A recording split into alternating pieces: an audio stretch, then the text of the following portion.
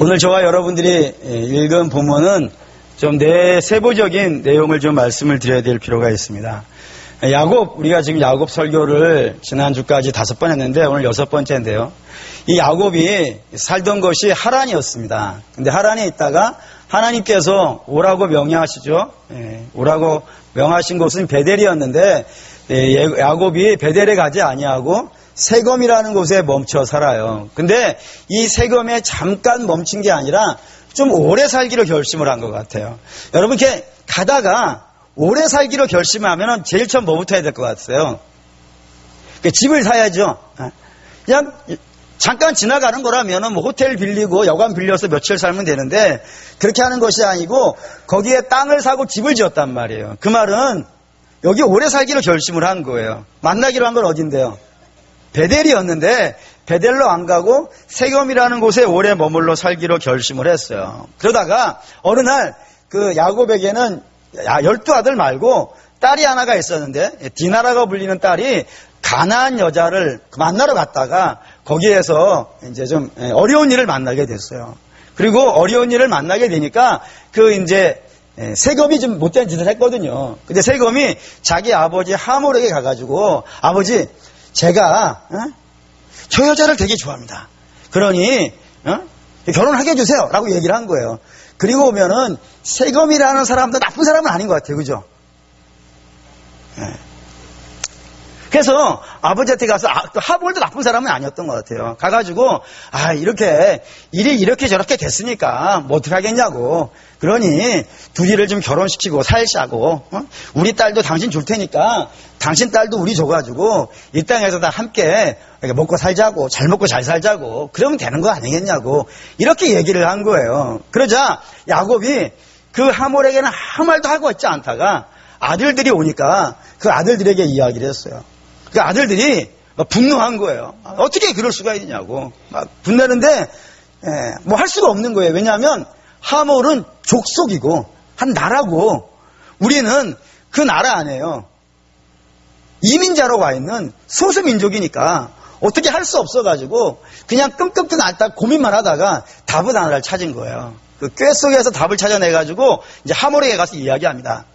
우리는 할례가 있는 백성이고 당신들은 할례가 없는 백성이니까 우리 서로는 결혼할 수가 없다. 그런데 당신들이 신부값 툭툭이 낸다 그러지 않냐. 그러니까 할례를 하라. 그것도 당신하고 아들만 하지 말고 당신 족속들이 다 할례를 받으라. 그러면 우리랑 같은 민족이라고 인정해서 결혼을 하겠다라고 얘기를 한 거예요. 그러자 하몰이 자기에 있는 모든 식솔들한테 너희들 다 할례를 해라 라고 해가지고 할례를 해가지고 다 침대에 일렬로 누워있었단 말이에요. 그러자 그날 밤에요. 시몬과 레위가 중심이 돼서 이 하몰 족속에게 쳐들어가가지고 이 하몰족을요 완전히 전멸시켜버린 거예요. 그 이야기가 오늘 저와 여러분이 읽은 내용입니다. 이렇게 놓고 읽으니까 좀 굉장히 마음이 어려워졌어요. 마음이 어려워진 이유는 이게 과연 성경에 들어갈 만한 이야기인가. 강간이 나오고 살인이 등장하고 그것도 조직적인 살인이 등장하고 거짓말이 등장하고 그것도 그 거짓말을 할례라고 하는 거룩한 행동을 갖고 살인을 저지르고 이런 모든 행동들 하나하나가 참 이 성경에 들어가 있기에 적합하지 않은 내용 같은 거예요. 그런데 우리가 적합하다고 이야기하든 안 하든 성경에 들어와 있으니까 이제 고민을 하는 거죠. 고민해서 그래도 이 말씀 안에는 무슨 깊은 뜻이 있을 거야라고 해가지고 얻어낸 답들이 되게 이런 거였어요. 뭐였냐면 안 지나서나 뭐 조심이요. 안 지나서나 딸 조심해야 된다. 한쪽에서 얘기하는 거예요. 그럼 또 한쪽에서 뭐라 그러겠어요. 아니 이게 딸의 문제냐고. 남자들이 잘못한 거 아니냐고. 해가지고 젠더 싸움을 하는 거예요. 남자가 문제다. 여자가 문제다. 그러니까 우리 서로 조심하자. 그리고 끝나고는 가족 이야기가 돼버렸고 가정 이야기가 돼버렸다 이거예요. 물론 그런 내용이 전혀 없다라고는 말씀을 못 드리겠어요. 그런 내용이 들어있긴 하지만 그런 내용은 지엽적이고요. 좀 죄송한 표현이지만 큰 사건이긴 하지만 성경이라고 하는 전체의 맥락에서 본다면 그거는 좀 사이드에 있는 이야기, 주변부에 있는 이야기고 실제의 이야기는 다른 이야기가 있고요. 그 실제에 있는 이야기는 사실 굉장히 겁나는 이야기고 실제에 있는 이야기는 상당히 좀 무게감이 아주 특별한 이야기가 하나가 이 안에 포함되어져 있습니다. 그래서 우리가 여러분과 제가 그 이야기를 찾아가는 것이 이제 우리 오늘 설교의 핵심이 될 것 같아요. 우선 핵심부터 보시죠. 8절부터 10절입니다. 이게 이제 이 이야기를 이끌고 가고 있는 핵심 이야기예요. 읽을게요. 하물이 그들에게 이르되 내 아들 세겜이 마음으로 너희 딸을 연연하여 하니 원하건대 그를 세겜에게 주어 아내로 삼게 하라. 너희가 우리와 통혼하여 너희 딸을 우리에게 주며 우리 딸을 너희가 데려가고 너희가 우리가 함께 거주하되 땅이 너희 앞에 있으니 여기 머물러 매매하며 여기서 기업을 얻으라 하고. 이게 이제 하몰이 야곱에게 와가지고 제안한 내용이거든요. 이 제안된 내용은 뭐냐면은 우리 같이 살자 이거예요. 같이 살자. 같이 먹고 같이 일하고 한 형제, 한 자매, 한 가족처럼 이 땅에서 함께 살자라고 이야기했다고요. 누가 얘기했다고요? 하몰이 얘기했다고요. 그러면 하몰은 어디 사람일까요? 세겜 사람이고요. 그 세겜은 어디에 있는 나라일 것 같으세요? 가나안에 있는 나라예요. 그러니까 가나안에 있는 사람이 와서 이스라엘에게 와가지고 우리 여기서 함께 살자라고 얘기했다 이거예요. 이게 무슨 의미일까요? 사랑하는 믿음의 성도 여러분, 우선 이 이야기를 하려면은 성경이 말하고 있는 가나안이라고 하는 것이 어떠한 이미지를 갖고 있는지를 먼저 여러분들이 이해하셔야 돼요. 근데 대개 여러분들에게 가나안 하면 뭐가 떠오르세요 하고 물어보면 다 이거 떠올라요. 뭐 떠올라요? 젖과 꿀이 흐르는 요것만 생각한다고요. 근데 성경의 가나안은 그게 중요한 게 아니에요. 성경의 가나안은 그보다 더 중요한 개념이 하나가 있어요. 이게 얼마나 중요한 개념이냐면 성경 도처에 나와요. 예를 들면 맨 처음에 등장하는 것은 노아 홍수, 노아 시대에 홍수가 있었고 그 홍수가 끝난 다음에 이 가나안이 등장을 하는데 이런 내용으로 등장해요. 이 노아가 홍수가 끝나고 나서 굉장히 괴로운 나날을 보내요. 아마 두 가지 이유 때문에 괴로웠을 것 같아요. 첫째는 다 죽었거든요. 그 다 죽은 범위 안에는 나의 친척도 있고요. 나의 친구도 있고요. 평소에 나하고 굉장히 잘 지내던 이웃도 있을 것이고요. 그 모든 사람들이 다 죽고 자기만 살아남았어요. 이거 상당한 트라우마가 될걸요. 나만 살아남은 거예요. 다 죽고 내가 아는 사람 다 죽고 얼마나 괴롭겠어요. 가서 말할 사람도 없고 같이 가가지고 차 한잔 마실 사람도 없고 대화할 사람도 없게 됐단 말이에요. 자기 가족 외에는. 얼마나 많이 힘들겠어요.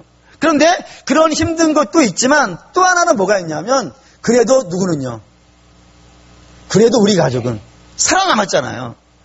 그러니까 이 고통스러운 감정과 그래도 다행이라는 이 감정 사이에서 사람이 널뛰기를 하기 시작한 거예요. 여러분 감정이라는 것이 가급적이면 일정한 게 좋지 않겠습니까? 좋았다 나빴다 좋았다 나빴다 누구 생각하면 눈물 나고 누구 생각하면 기쁘고 이렇게 감정이 널뛰면요. 별로 안 좋아요. 그래서 이 감정이 널뛰다 보니까 이 노아가 이제 마음이 괴로워가지고 이제 술을 마셨어요. 그러면 안 되겠죠? 에? 그렇잖아요. 우리는 기분 나쁘고 속상하면 뭐예요? 예배하죠. 이렇게 얘기해야 되는데 기분 나쁘다고 술 먹고 그러면 안 되잖아요. 왜 반응이 왜 이러죠? 그런 거예요. 근데 이 노아가 술을 한 잔이 아니겠죠. 좀 많이 마신 것 같아요. 그래가지고 주사를 부리기 시작했어요. 그 주사 중에 하나가 뭐였냐면 야곱을 홀딱 벗은 거예요. 주변에 그런 분이 모신 분 있나요? 저는 불 지르는 애는 봤어요. 그래 주사를 부렸어요. 근데 이 주사를 부리는 것에 대해서 노아의 아들들의 반응이 등장을 해요. 큰아들과 막내아들은 셈과 야벳은 어떻게 해요? 뒷걸음질에 들어가서 아버지의 벗은 모습을 보는 것이 미안해서 죄스러워서 뒷걸음질로 해가 가가지고 아버지의 하체를 덮어줬다라고 되어 있어요. 근데 가운데 있는 아들 함은 어떻게 했다고요? 아버지를 비난하기 시작했어요. 아버지를 조롱하기 시작했어요. 그리고 노아가 술이 깨가지고 나와가지고 이 모든 상황을 보고 아들들을 이제에게 한마디씩 하기 시작했어요. 그때 한마디 한 게 뭐였냐면 셈과 야벳에게는 너희는 복 있다. 너희는 복 있다라고 얘기했고 함에게는 뭐라 그랬을 것 같으세요? 그게 매우 심각한 문제가 됐어요. 한번 볼까요? 창세기 9장 24, 25절 읽겠습니다. 노아가 술에 깨어 그의 작은 아들이 자기에게 행한 일을 알고 이에 이르되 가나안은 저주를 받아 그의 형제의 종들의 종이 되기를 원하노라 하고. 여기에 갑자기 일어나가지고 함에게 뭐라 그러는데 함에게 뭐라 그런 것이 아니고 누구에게요? 가나안에게 했다고요. 이때 가나안이 태어났는지 안 태어났는지도 모르겠어요. 근데 함에게 해야 될 얘기인데 뭐 태어났든 안 됐든 중요하진 건 아니지 않겠습니까? 가나안이 하나님을 노아를 조롱한 것이 아니고 함이 조롱했는데 노아는 갑자기 일어나가지고 가나안을 막 저주를 하는 거예요. 왜요? 가나안이 뭐 했는 게 중요한 게 아닙니다. 성경이 가지고 있는 중요한 개념이 있는 거예요. 그게 뭐예요? 가나안은 저주받아야 되는 족속인 거예요. 저주받아 마땅한 거예요. 목사님, 좀 더 가죠. 좀 더 가겠습니다. 아브라함에게 독자 아들이 하나가 있었습니다. 그 아들 이름은요, 이삭이에요. 근데 이삭이 나이가 돼가지고 결혼을 시키려고 마음을 먹었어요. 근데 결혼을 시키려고 이 메파로 누구를 선택을 하냐면 자기 집에 가장 충성된 종인 엘리에셀이라고 하는 종을 불러가지고 며느리를 구해오라 그러는 거예요. 근데 그 며느리를 구해오라 그럴 때 조건을 하나만 딱 달아요. 여러분들은 며느리 구하려면 뭐 달겠어요?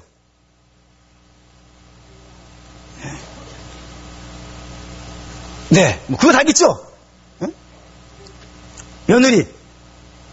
응? 어떤 며느리 들어오기를 원하세요? 믿음이 좋은 며느리. 뭐 다 이렇게 아니하겠습니까? 네. 그러니까 아브라함도 며느리 조건을 거는데 딱 하나만 걸었어요. 그거 보죠. 창세기 24장 3절. 읽겠습니다. 내가 너에게 하늘의 하나님, 땅의 하나님이신 여호와를 가리켜 맹세하게 하노니 너는 내가 거주하는 이 지방 가나안 족속의 딸 중에서 내 아들을 위하여 아내를 택하지 말고. 다른 거 따로 안 걸었어요.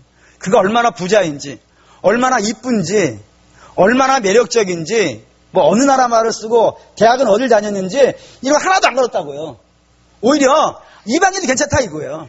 이방인도 하란이라는 것도 가나안이 아니니까 저쪽 밖에서 온 사람들이니까 뭐 이방인도 괜찮아. 다 괜찮아. 근데 뭐만 안 돼요? 가나안은 안 돼. 절대로 가나안은 못 들어와. 가나안 아니면 돼. 가나안 출신 여자만 아니면 괜찮아요. 우리 집 며느리로.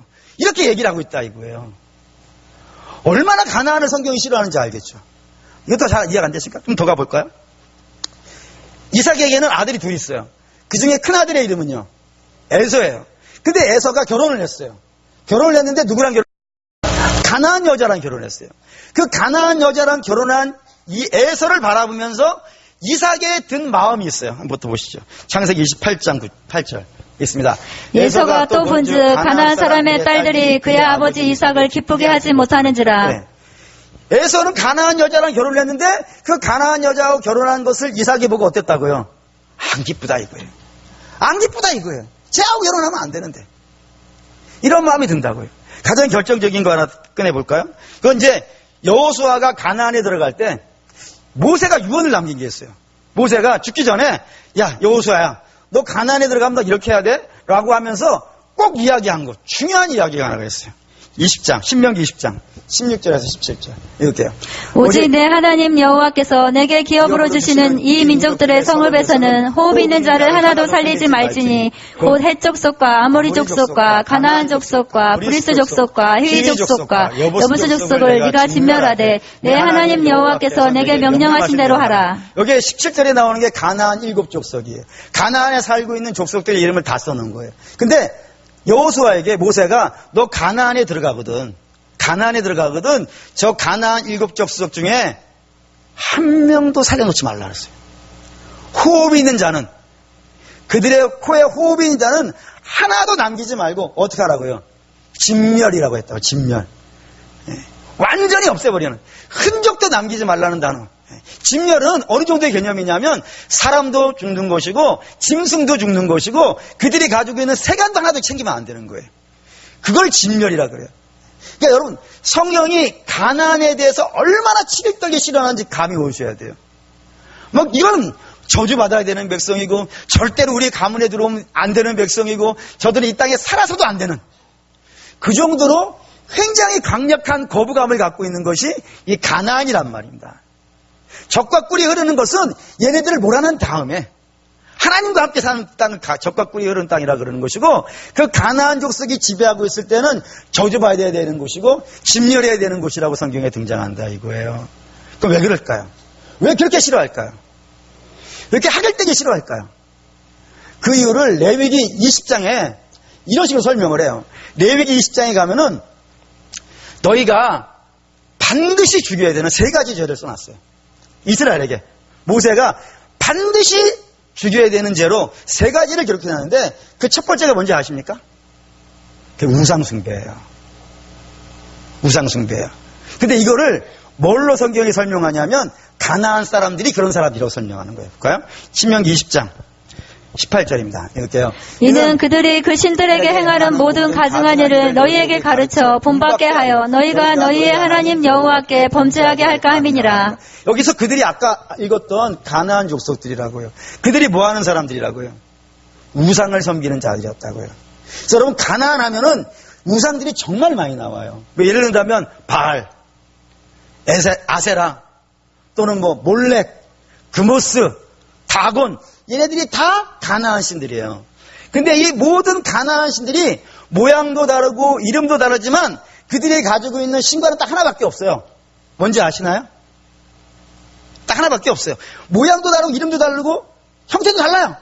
제사법도 달라요. 민족도 달라요. 다 달라요. 근데 딱 하나만 똑같은 게 있어요. 그 신이 가지고 있는 공통적인 것은 다 물질의 신들이에요. 그 신을 섬기면 어떻게 되는 거예요? 부자 되는 거예요. 그 신을 섬기면 성공하는 거예요. 그 신을 섬기면 출세하는 거예요. 그 신을 섬기면 자식이 좋은 대학 가는 거예요. 그 신을 섬기면 자녀가 좋은 배우자를 만나는 거예요. 다 자기가 이 땅에 갖고 있는 욕심을 투영해낸 것. 그게 이 가나안 신들이 가지고 있는 것이다 이겁니다. 근데 그렇게 다시 말하면 이 세상에 있는 모든 신들이 다 가지고 있는 공통적인 특징은 세상의 성공이라 이거예요. 그리고 이 성공이 가나안 사람들이 가지고 있는 유일한 소망인 거예요. 당신 소망이 뭐야? 그러면 그밖에 없다니까 부자 되는 거. 그렇게밖에 안 보이고 있다고요. 얼마나 그 부자가 되고 성공하고 출세하고 관운을 높게 갖고 뭐 이렇게 유명한 사람이 되고 이런 세상적인 욕심이 얼마나 지독하냐면은 심지어는 이 신에게 뭐까지 바치면서요? 자식까지 바치면서.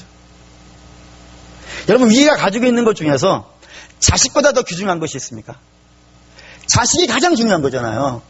근데 그거를 바쳐서라도 농사가 성공하고 싶은 거예요. 네? 심층이 생각하면 될 거 아니겠어요? 그 바다 한번 건너가기 위해서 딸을 눈 한번 뜨는 걸로 해서 자식이 죽는 거예요. 모든 우상들이 가지고 있는 게 그런 거라니까요. 내 욕심만 얻을 수 있다면, 내가 원하는 것만 가질 수 있다면 무엇이든지 갖다 바칠 수 있는 그것이 우상이 가지고 있는 신간이라 이겁니다. 다시 말하면 사람들을 다 뭘로 만들어가냐면 물질 우선주의 사람들로 만들어가는 거예요. 근데 여러분 알다시피 성도는 물질이 우선이 아니에요. 성도는 뭐가 우선인 거예요? 하나님 중심적인 신앙이 되어야 되는데 이 열방과 이 세상은 하나님을 모르니까 하나님 중심이 아니고 뭐 중심인 거예요? 물질 중심이고 그 물질이라는 걸 돈으로 쓰기 싫으니까 우상이라 갖다 놓고 그렇게 하고 있다 이거예요. 두 번째, 반드시 죽여야 되는 두 번째 죄로 뭘 갖다 놨냐면 부모를 저주하는 걸 써놨어요.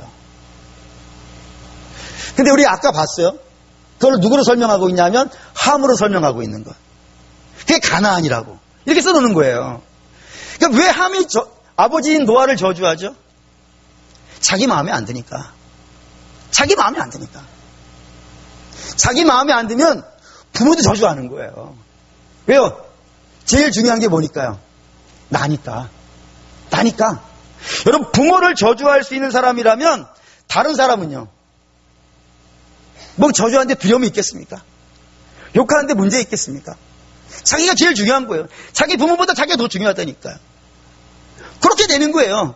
그러니까 이게 가나안이라고 하는 세상은 뭐 중심적인 거냐면 아까는 물질 중심적인 거였다면 두 번째는 자기 중심적인 거예요. 자기 만족을 추구하고 자기 마음에 들지 않으면 자기 부모까지 저주하는 그것이 가나안이 가지고 있는 두 번째 이미지라 이겁니다. 그거 반드시 제거하라고요. 왜요? 성도는 자기 중심적으로 사는 사람이 아니잖아요. 성도는 어떻게 살게 되어져 있냐면 자기를 쳐 하나님께 복종하게 되어 있는 거예요. 자기는 치고 자기는 낮아지고 세례 요한이 그러지 않습니까? 나는 어떻게 해야 되는 게 낫다고요? 낮아져야 되고 얼마큼요? 점점점 낮아야 될 것이고 주님은요 점점점 높아져야 되는 거예요. 그게 신앙인이 가지고 있는 자세이지 주님을 끌어내리고 자기가 높아지는 건요. 자기 이름을 내려고 하는 것은요. 자기 만족을 구하려고 하는 것은요. 그건 신자에게 가지고 있는 특징이 아니라 이겁니다. 근데 가나안은 그렇다 이거예요. 세 번째, 레위기 20장에 반드시 제거해야 될, 없애야 될 그 죄 중에 하나로 뭘 갖다 놨냐면은 성적인 타락을 써놨어요. 근데 이 성적인 타락을 성경이 다 뭘로 표시하냐면 가나안 족속의 습관으로 써놓는단 말이에요. 예를 들면 창세기 19장에 어떤 내용이 있는지 아십니까? 창세기 19장에는 여러분이 잘 알고 있는 내용이 있어요. 거기 뭐 있냐면 소돔과 고모라가 나와요. 거기에 소돔이라는 것이 이제 상징적으로 등장하는데 소돔 사람을 영어로 뭐라 쓰는지 아십니까? 소도미스트라고 써요. 예. 원래 발음은 원래 좀 더 멋있어요. 소도미스트 이렇게 되는데 소도미스트라고 쓴다고요. 근데 그 소도미스트를 쓰면 뭐라고 나오냐면은 동성연애자라고 나와요. 다시 말하면 소돔 사람의 이미지는 뭐였다는 거예요? 동성연애자들이라는 거예요. 근데 성적인 타락은 동성연애도 당연히 들어가지만 그 정도 문제는 아니라 이거예요. 그보다 더 넓다고요. 그래서 레위기 10장에는 이런 거 등장해요. 근친상간. 가나안 족속이 범하는 죄라 이거예요. 또요. 불륜도 등장해요. 또요. 짐승도 등장해요. 그러니까 이 모든 것들이 다 뭔지 아시겠죠? 그러니까 내가 쾌락만 얻을 수 있다면, 내가 만족할 수만 있다면, 모든 사람은, 이 세상에 있는 모든 사람들은 사람이든 짐승이든 다 나의 성적인 도구에 지나지 않는 거예요. 오직 그 하나예요. 쾌락. 이것만을 추구하는 다른 사람의 인격이나 다른 사람의 삶이나 이런 거 하나도 중요하지 않고 오직 나의 쾌락만을 추구하는 그런 개념을 가지고 있는 것이에요. 그래서 가나안은 이런 것도 등장해요. 38장에 가면은 유다가 등장해요. 유다. 야곱의 네 번째 아들 유다. 그 야곱의 네 번째 아들 유다는 굉장히 중요한 사람이에요. 얼마나 중요하냐면 그 유다에게서 누가 나오냐면 갈렙이 나와요. 그리고 그 갈렙에서 뭐가 나오냐면 다윗이 나와요. 그리고 그 다윗을 쭉 따라 내려가면 누가 나오는 거예요? 예수님이 나오는 거예요. 그 가문에 시도 같은 사람이 유다 지파란 말이에요. 그 유다라고요. 근데 유다가 어디가 사냐면은 아버지 집을 떠나가지고 가나안에 가 살아요. 가나안에 살면서 1년 농사를 짓는단 말이에요. 1년 농사를 지어가지고 지금이야 뭐 매일매일 일당도 생기고 뭐 월급도 생기고 뭐 이렇게 생기잖아요. 주급도 생기고. 근데 옛날에는 다 농사를 지으니까 1년 거잖아. 1년 거. 1년 거를 모아가지고 뭐 하는지 아세요? 창녀한테 가요. 그게 다 말이에요. 며느리. 창녀 문화는 이스라엘에 없는 거예요. 가나안이 가지고 있는 문화인 거예요. 얼마나 성적으로 타락한 것으로 성경이 쓰는지 아시겠죠? 그게 다 가나안이 갖고 있는 것들이라고요. 그러니까 이걸 정리해보면 이렇게 되는 거예요. 성경 속에 나오는 가나안의 이미지는 물질 중심, 자기 중심, 쾌락 중심. 이 세 가지가 뭉쳐있는 것이 가나안이에요. 근데 이렇게 정리해 놓으니까 이거 어디서 본 것 같죠? 물질 중심, 자기 중심, 그리고 쾌락 중심. 지금 우리가 살고 있는 것 아닙니까?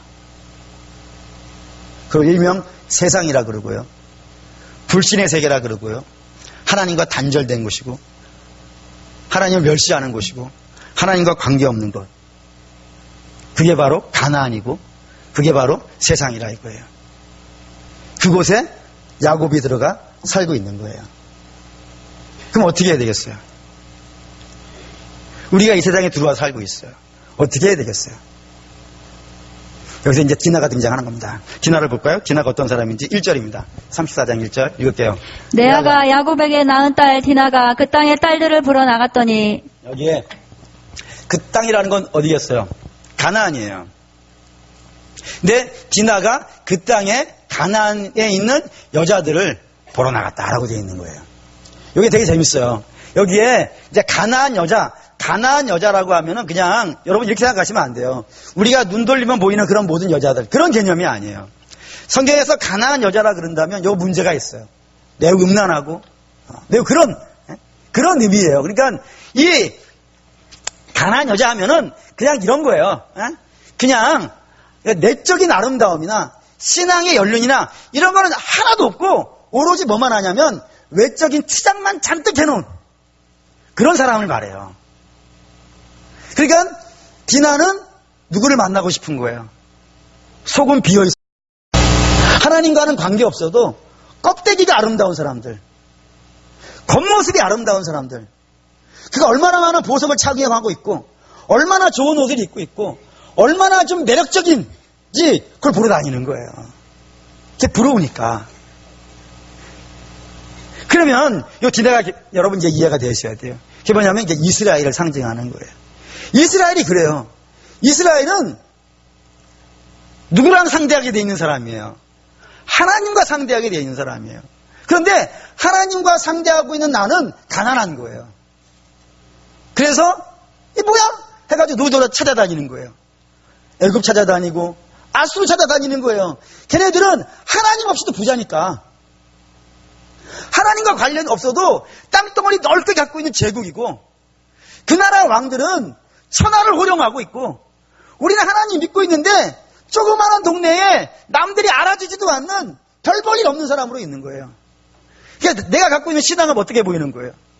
별거 아닌 거예요, 이거는.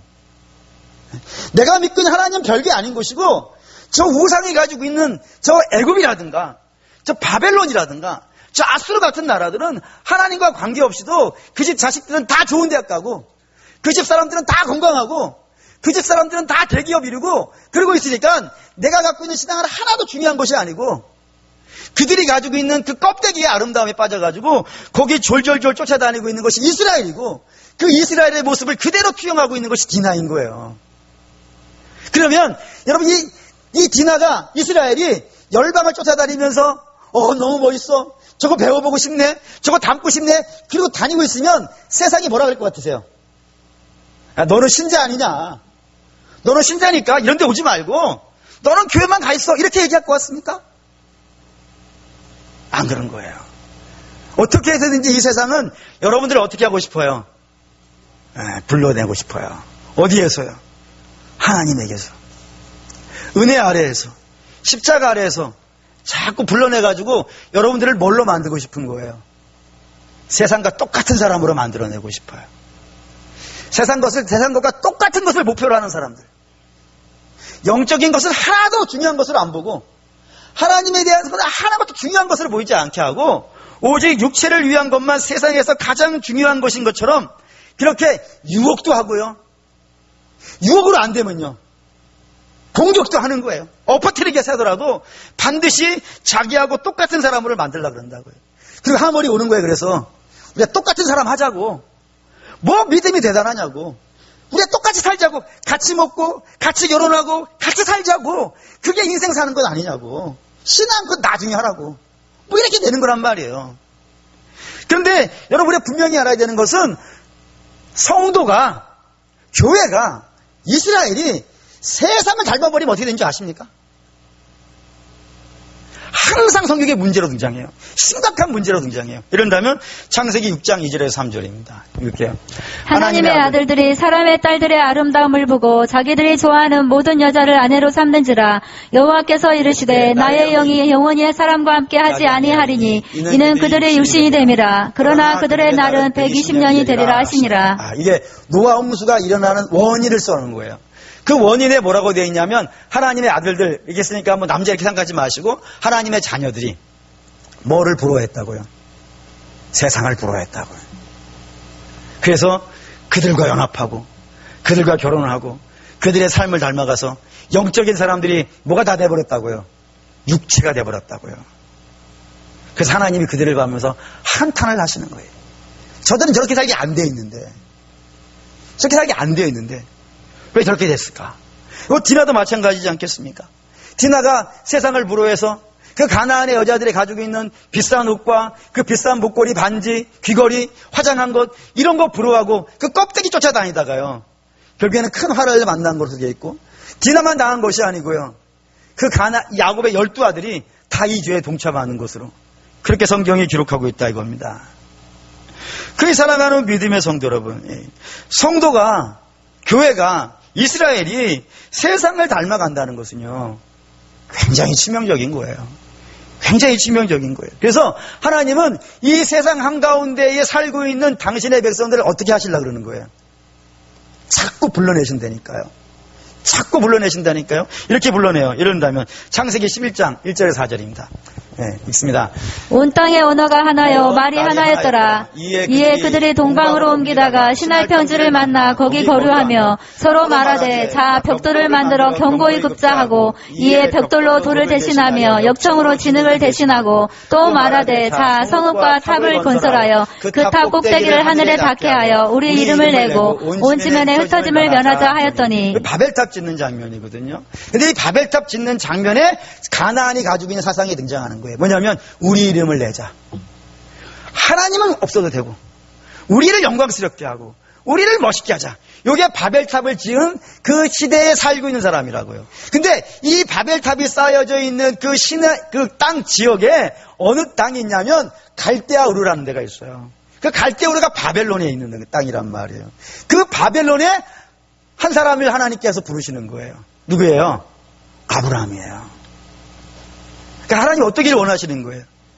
그 자기 이름을 내고 자기 영광을 나타내고 가나안같이 살아가는 그 사람들 속에서 아브라함이 더 이상 있기를 하나님 원하시지 않는 거예요. 그래서 그를 불러내신단 말입니다. 볼까요? 창세기 11장 28절 있습니다. 하란은 그의 아비 데라보다 먼저 고향 갈대아인의 우르에서 죽었더라. 예, 요게 이제 그 뒤에 나오는 이야기예요. 하란에 살고 있었단 말이에요. 갈대아 우르에 있다가 하란으로 왔다가 하란에서 아버지인 데라가 죽고 거기서 아브라함이 나와서 어디로 오는 거예요? 가나안으로 들어오는 거예요. 이해되시나요? 하나님이 당신의 백성들은 저 바벨탑을 쌓고 있는 그곳에 있기를 원하시지 않는다니까요. 그래서 아브라함을 불러내신다니까요. 더 가볼까요? 여기도 있어요. 이걸로 읽죠. 예. 창세기 35장 5절입니다. 읽을게요. 그들이 떠났으나 하나님이 그 사면 골들로 크게 두려워하게 하셨으므로 야곱의 아들들을 추격하는 자가 없었더라. 그러니까 야곱의 아들들이 하몰족을 다 죽여버렸어요. 그랬더니 이 가나안에는 하몰족만 있는 것이 아니고 주변에 다른 사람들도 많이 살 것 아니겠어요. 근데 그런 사람들이 봤을 때 야곱의 가문이 어떻게 보이겠어요? 아니 분명히 결혼한다 그래가지고 그 약속 지켜가지고 다 할례한 거 아니겠어요. 그런데 그렇게 약속 지켰더니 와서 다 죽여버린 거예요. 그러니 다른 족속들이 봤을 때 이스라엘은 뭘로 보이겠어요? 아니 사기꾼 같이 보이지 않겠어요? 저런 사람들 어떻게 해야 되는 거예요? 가만두면 안 되겠죠. 그런 것이 없기 때문에 야곱이 거기서 더 이상 살지 못하고 야반 도주를 하는 거예요. 근데 그 야반 도주를 하고 있는 상황 속에서 다른 사람들이 야곱을 쫓아오더라고요? 안 쫓아오더라고요? 안 쫓아오더라고요. 왜요? 하나님 못 오게 한다 이거예요. 마치 이런 거예요. 애굽의 바로가 출애굽한 이스라엘을 잡으려 오다가 어떻게 하는 거예요? 못 오죠? 왜 못 와요? 하나님이 불기둥과 구름기둥으로 막아버리신다니까요. 쫓아오지 말라고. 그리고 하나님 어떻게 하시는 거예요? 거기서 빼내는 거라니까요. 그 가나안에서 빼낸다니까요. 너희는 그걸 닮으면 안 되니까. 너는 가나안 사람들이 가지고 있는 저런 생각과 저런 마음을 닮으면 안 되니까 거기서 빼달라 그런다니까요. 우리 주님도 그래요. 요한복음 10장 16절 있습니다. 또 이 우리에 들지 아니한 다른 양들이 내게 있어 내가 인도하여야 할 터이니 그들도 내 음성을 듣고 한 무리가 되어 한 목자에게 있으리라. 우리가 있는 거예요. 우리가 여기도 있고 여기도 있고 여기도 있는데 이게 우리 안에 양들이 있는 거예요. 근데 그 양들 사이에 누가 있는 거예요? 주의 양이 있는 거예요. 주의 백성이. 그래서 주님께서 그 양 우리들에 가가지고 당신의 양을 불러내는 거예요. 개똥아, 양순아, 말순아 부른다니까요. 그러면 양들이 어떻게 하는 거예요? 나온다니까요. 왜요?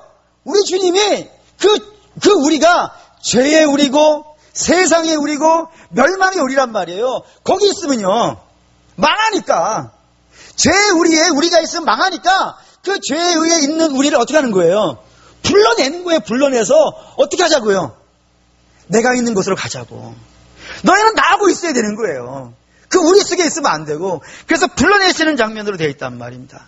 그러니까 우리 주님이 이 땅에서 하시는 것은 당신의 백성들을 자꾸 어디로 불러내는 거예요? 당신에게로. 당신에게로. 세상에 메어져 있는 자들을 자꾸 당신에게로 불러들여가지고 어떻게 하려고요? 당신과 연합하려고. 이렇게 불러낸다고요. 그러니 성도는 세상을 닮을 수 있어요, 없어요? 못 닮는 거예요. 이걸 읽을까요? 요한복음 17장 14절 있습니다. 내가 아버지의 말씀을 그들에게 주었사오매 세상이 그들을 미워하였사오니 이는 내가 세상에 속하지 아니함 같이 그들도 세상에 속하지 아니함으로 남이니이다. 이 땅에 있는 주의 백성들이 세상 사람들이 미워한다고요. 막 미워한다고요. 그 미워하는 이유가 뭐라고요? 자기하고 닮았으면 안 미워한다니까요. 자기하고 비슷하면 안 미워한다니까요.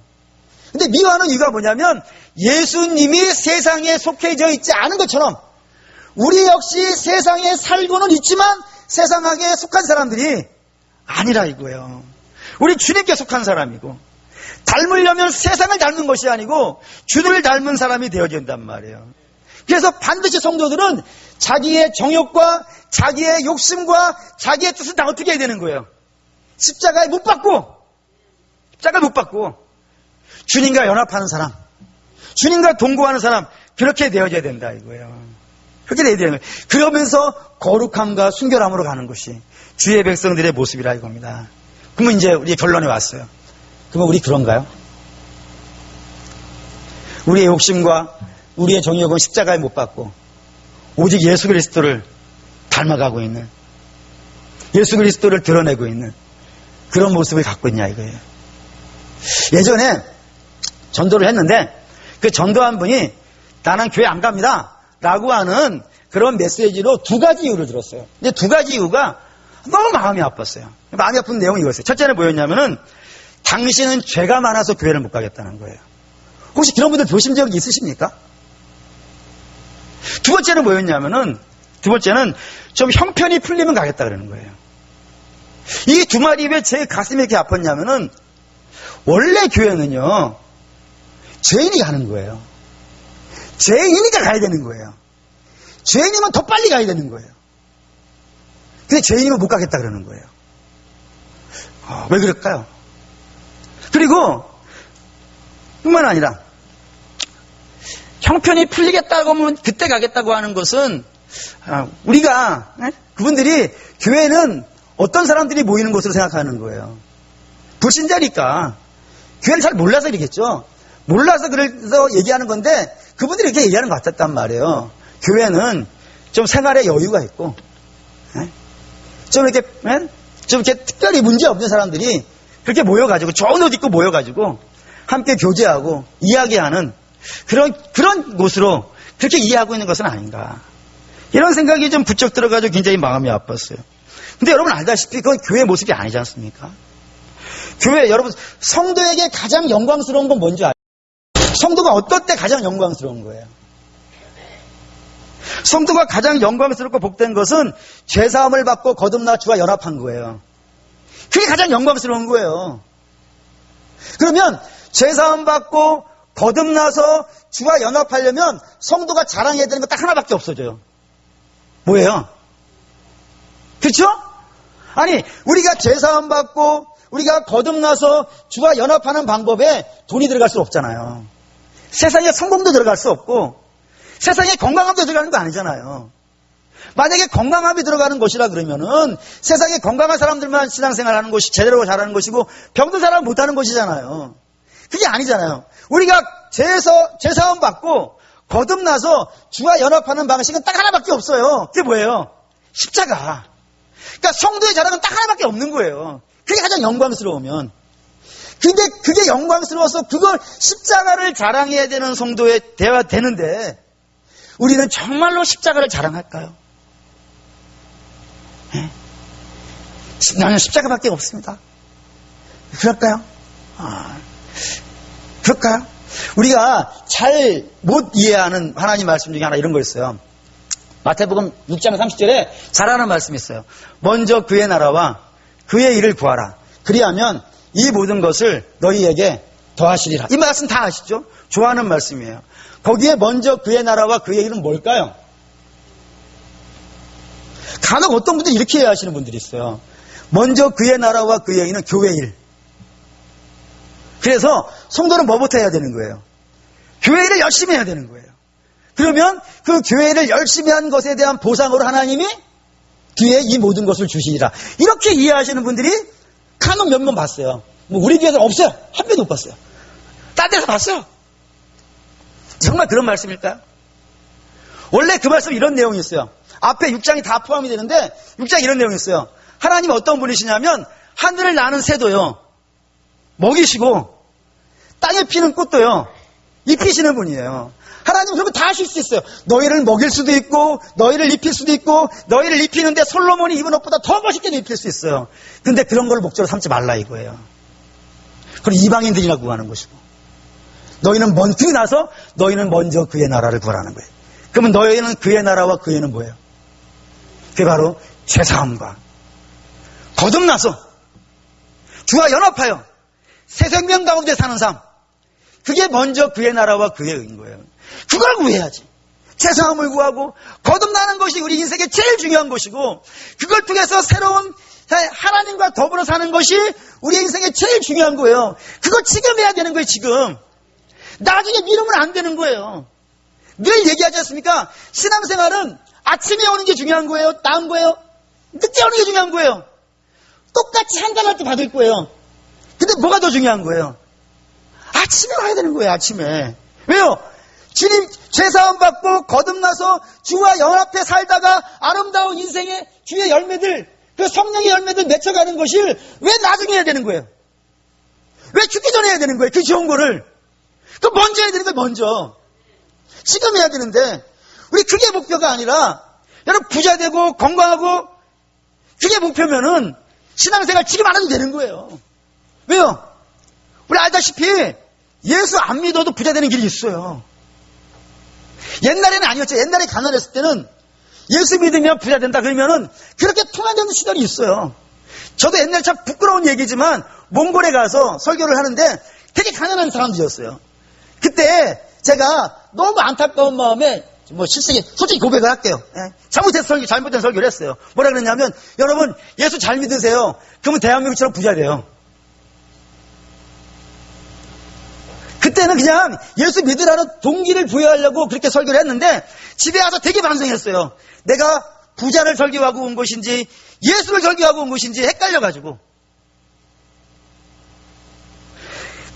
그런 방법이라면 부자 되고 건강하는 거라면은 신앙생활 지금 안 해도 돼요. 나중에 해도 되고 그런 개념이라면은 아니면 어쩌면 안 해도 돼요. 그렇잖아요. 그런데 여러분 알다시피 부자도 구원받아야 되는 거예요. 가난한 사람도 똑같은 구원을 받아야 되는 거예요. 건강한 사람도 구원받아야 되고 건강하지 않은 사람도 구원받아야 되고 고아도 구원받아야 되고 부모가 있는 사람도 구원받아야 되고 이 땅에 있는 모든 사람들은 자기가 가진 것은 구원 못 받으니까 오직 예수 그리스도로 구원받아야 된단 말이에요. 죄사함 받고 거듭나야 된단 말이에요. 그러면 그게 제일 중요한 것인데 우리 솔직히 좀 딴 얘기를 했다는 생각이 들어가는 거예요. 근데 여러분 오늘 하모리 와서 한 얘기 잘 묵상해 보세요. 하모리 뭐라 그런 거예요? 우리랑 같이 살자고. 베델 뭐하러 가냐고 거기를. 그냥 우리가 여기에 눌러 살자고.